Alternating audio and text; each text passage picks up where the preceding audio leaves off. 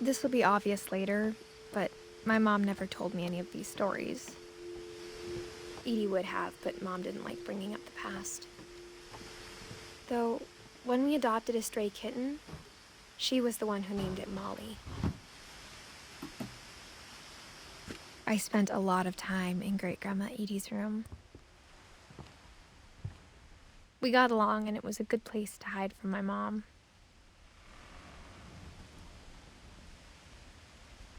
Louis died a week before we left, but Edie had already started to memorialize him. Edie knit me a new pair of gloves every year, just in time to replace the old ones.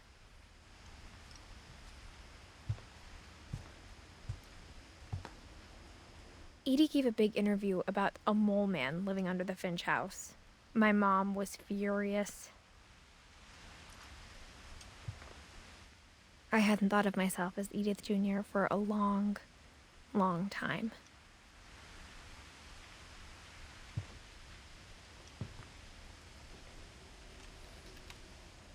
One summer, they evacuated the island, but Edie refused to go. For a few weeks, she was a celebrity.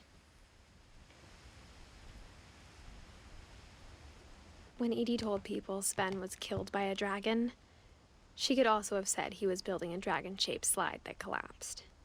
She could have, but she didn't.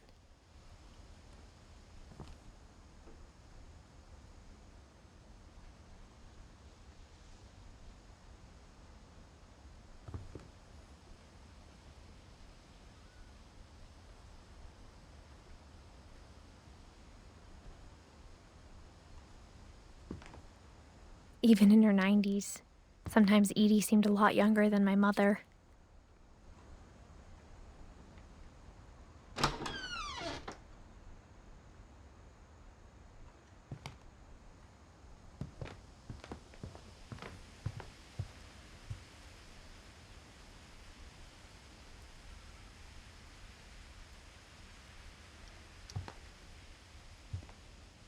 Her room was like a museum.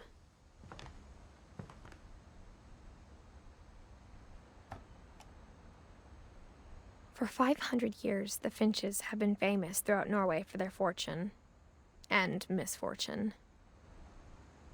Odin Finch buries the latest victims of the family curse, his wife Ingeborg and their newborn son, Johan. On January 7th, 1937, he set sail with his family and his house, hoping to leave the curse behind. But 40-foot waves off the coast of Washington send the house and Odin to the bottom of the sea. Odin's daughter Edie, with husband Sven and baby Molly, step ashore on their new home, Orcas Island. Odin Finch is the first to be buried in the new family cemetery. His daughter Edie is already dreaming of a new Finch house.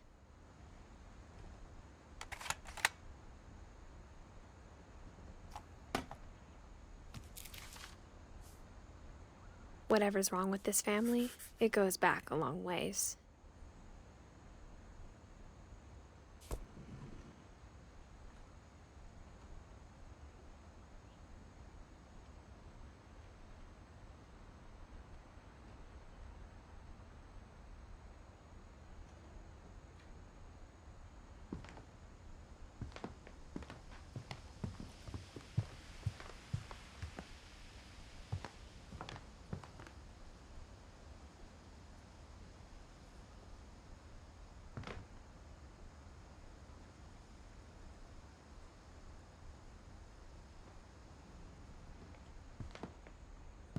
The only trace Grandpa Sam's first wife, Kay, left on the house was the pink bathroom.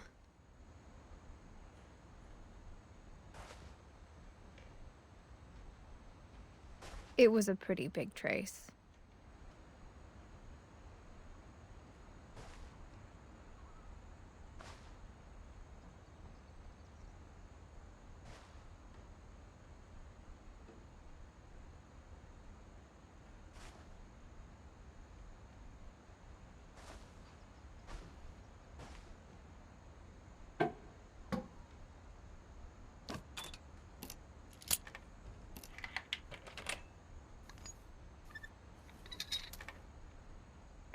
There's a secret in this bathroom. It's in the last place you would look. It isn't in the cupboard. It's hidden in this book.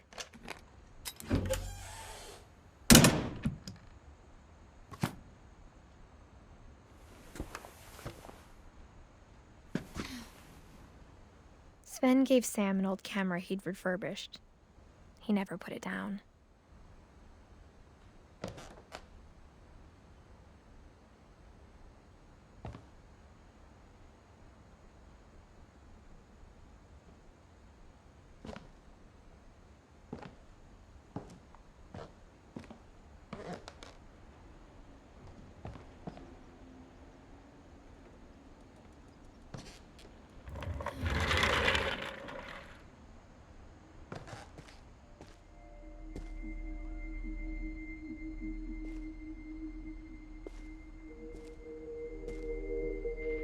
I knew Grandpa Sam had a twin. And that he never talked about him.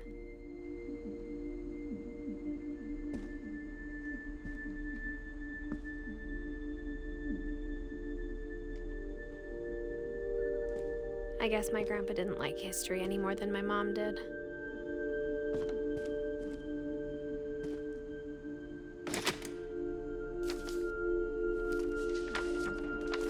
How I Want to Remember My Brother by Sam Finch. The thing I remember is that when he made up his mind, that was it.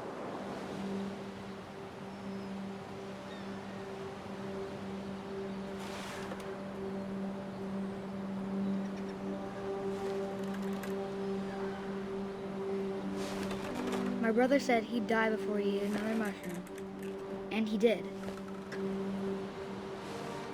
At Barbara's funeral, we swore we'd never be afraid again, and he wasn't.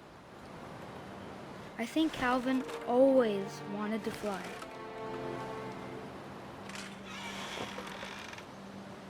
Sam! Calvin! Dinner's ready! Coming!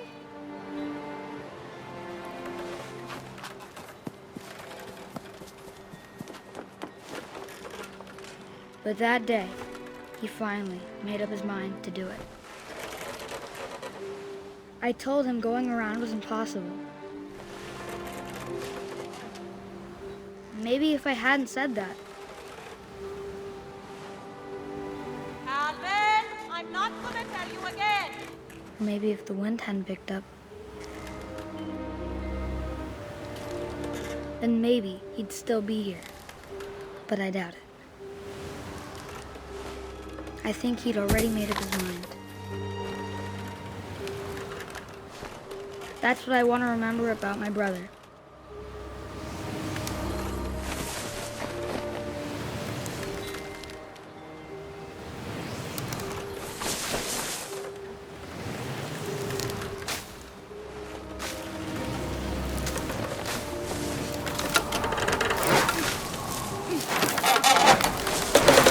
The day he made up his mind to fly.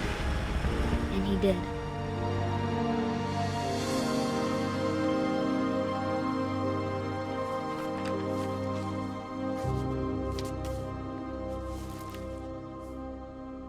Calvin's story felt strangely familiar. When I was younger, I remember trying to do the exact same thing.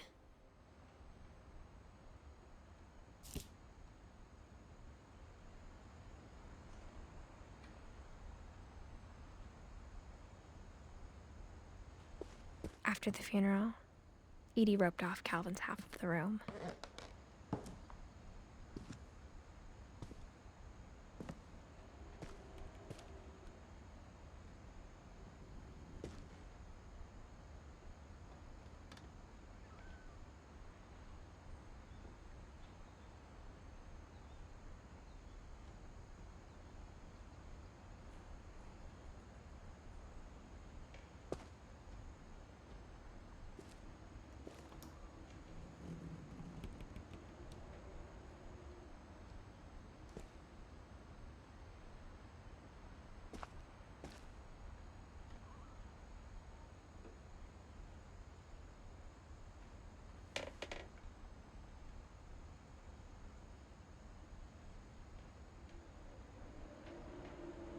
Mom said Grandpa Sam enlisted at 18 and never set foot in the room again.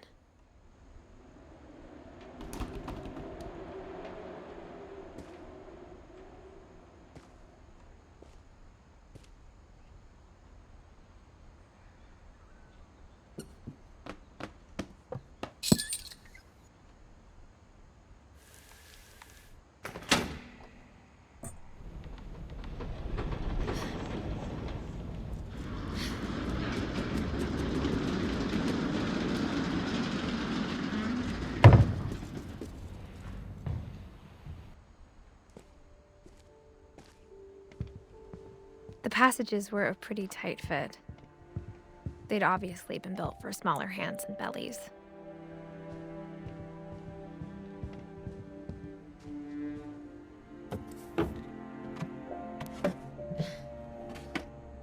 Growing up, I always thought of Barbara as a child star.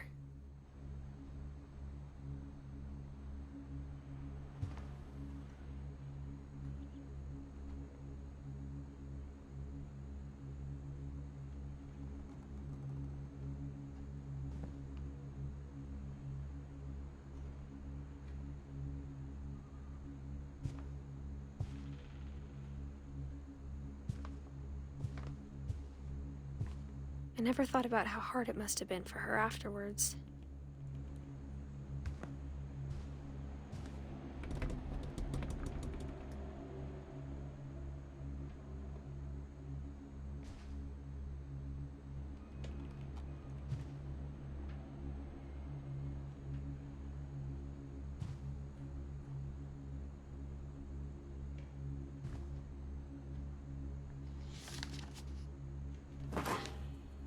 Of all the stories people wrote about Barbara's death, I'm surprised Edie saved this one.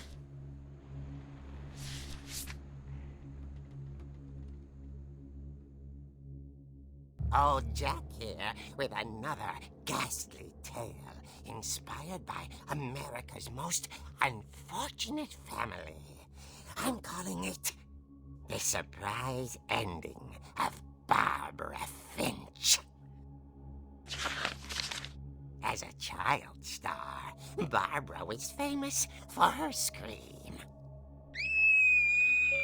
Now at 16, she was all washed up, a has-been. But in a lucky break, she'd been asked to perform her signature scream at a local convention for monster movie fans. It was just the boost her career needed. Unfortunately, her scream hadn't aged well. Getting better. I think you just need the right motivation. Her biggest fan and current boyfriend, Rick, was about to demonstrate when... Now that was a great scream. It was Barbara's father, Sven. He'd slipped into a table saw and had to be rushed to the emergency room.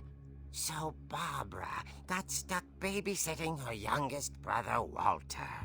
Her convention comeback was cancelled. Okay, I'm hearing frustration, but I'm not hearing terror. What if I tried... A gang of hoodlums in Halloween masks have been terrorizing Orcas Island tonight. Police are urging residents to... That came from the basement. You're right! Also, I loved your delivery on that. Why is your basement door locked? Because my dad likes making puzzles and secret passages. There's a key hidden in the music box. The secret is to keep winding and winding until finally the key pops out. Thanks, babe. I'll be back in a sec. 20 minutes later, Rick hadn't returned. So Barbara went to look for him, right on cue. She reached for the music box. And as she wound the key, she listened for Rick, but the house was silent.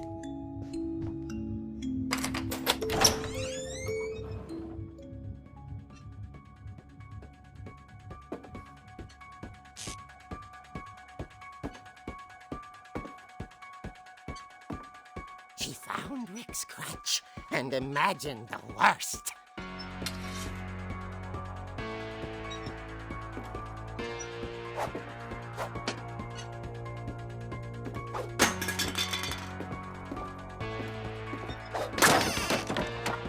The gang's leader is the infamous Hookman killer, Dr. Carl Hamill, who impaled and then ate his family 10 years ago tonight.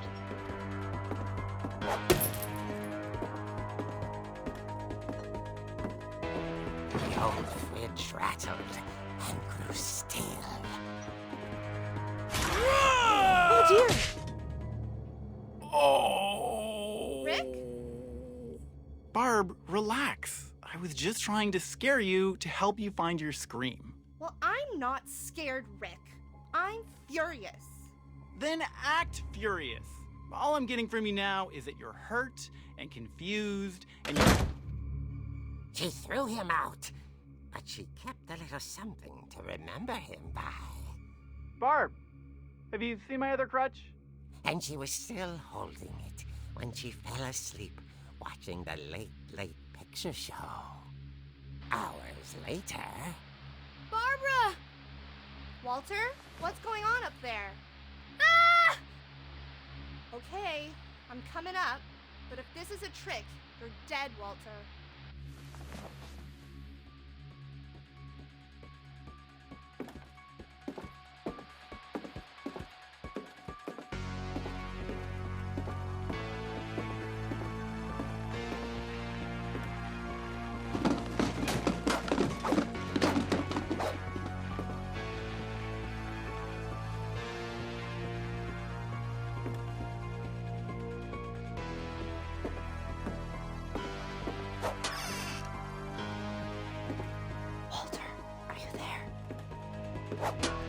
Walter had vanished, but his bedside radio was still on. Orcas Island police describe the man as 6 feet tall, with a steel hook for a hand. Residents are urged to lock all doors and windows and notify the police of any suspicious activity. Barbara turned, saw the hook man, and was speechless. He was quite smashing. And he was. He couldn't get enough of Barbara. Okay, Barbara, there's gotta be another way out of here.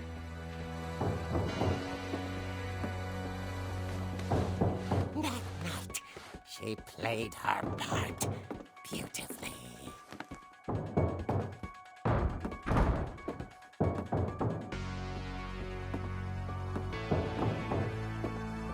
Molly's door hadn't been opened in years.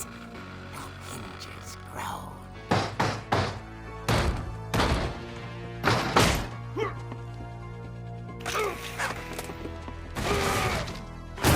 He wasn't moving, but she sensed the story might not be over yet.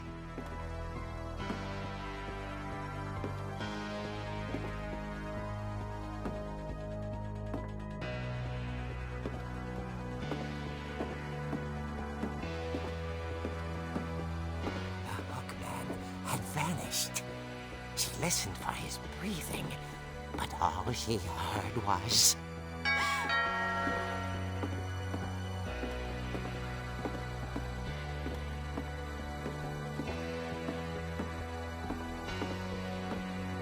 At the door, she heard whispering. It was coming from inside the house.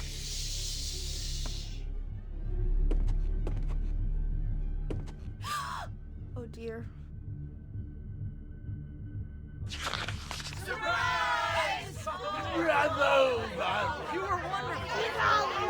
The monsters had come to surprise her. For Barbara, it was a dream come true.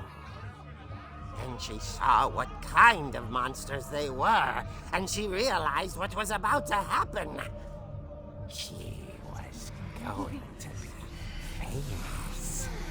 And with her final breath, Barbara Finch gave the performance of her life.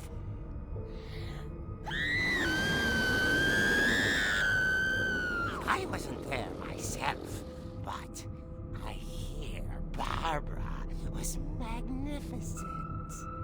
Poor girl. She had a taste for stardom. But unfortunately, so did her fans. Of course, the police blamed it all on poor Rick, who disappeared the same night. And little Walter? Hiding under his bed the whole time. He took it all pretty hard, but that's another story.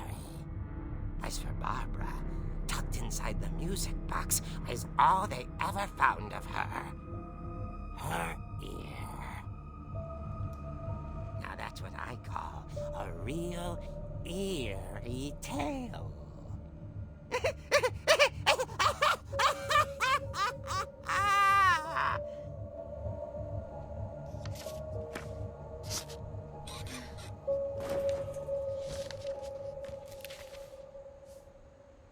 Edie told me all Barbara wanted was to be remembered, as absurd as that comic was.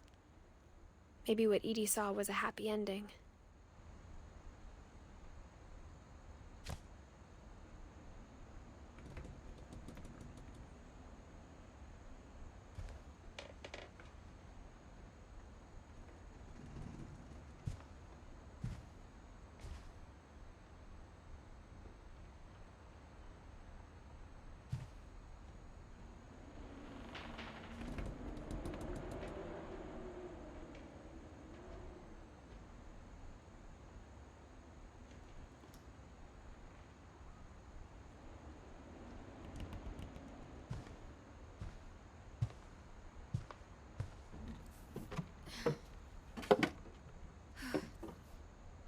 I guess now I know why Mom didn't like me playing with the music box.